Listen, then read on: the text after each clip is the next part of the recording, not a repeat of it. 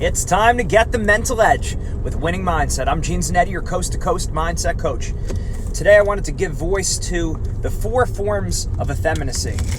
Okay, so the virtue proper to men is fortitude, courage, which means the willingness to do the arduous, the willingness to do difficult things. So the opposite of fortitude, the opposite of courage, is effeminacy. That's not feminine. I'm talking about effeminate. Okay, so it means we get attached, we get addicted to good feelings, things like that. Okay, so there's 4 forms of effeminacy that we need to break, all of us, whether you're a guy, whether you're a girl, it doesn't matter. No one should be effeminate. Okay, so first, sensual effeminacy, which means we're addicted to our senses, whether it's eating, sex, bodily pleasures. We're addicted to bodily, physical, sensual pleasures. We have to have it. We need to have our needs met. All of that. We just need to have those feelings of our senses answered. We need that call answered when we want it, how we want it, where we want it. Okay? Number 2, that's going to obviously slow us down for obvious reasons. Okay? We can't be led. We can't be governed by our sensual pleasures. We need to be governed by reason.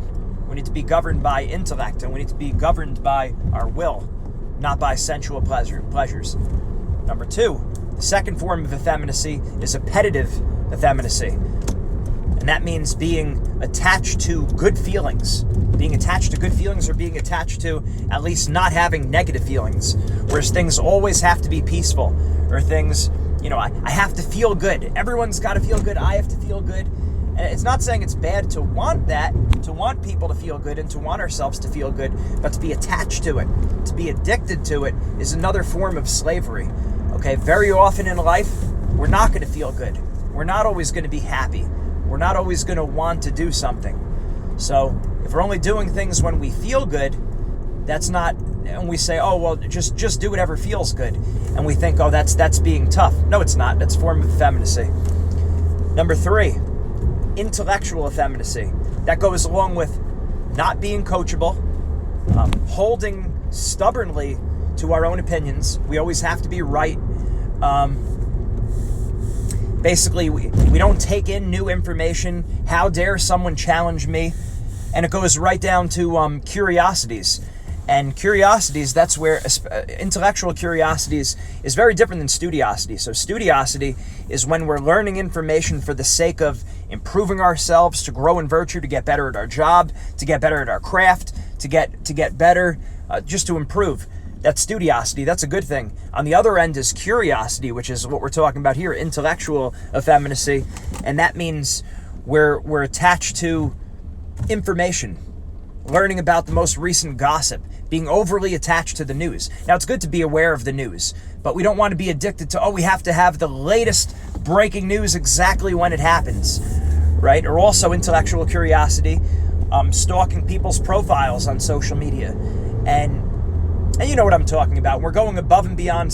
When we're going above and beyond, we're looking into their life, what's going on with them, and we start comparing ourselves to them, and we start thinking too much. We get preoccupied with other people. It's intellectual curiosity. Or we go down different rabbit holes on social media or Facebook or YouTube where we're just watching endless videos over and over of just silly things where it's not enriching us. It's just, I have this desire to look up, what does this mean? What's that about? And it's not helping you in any way.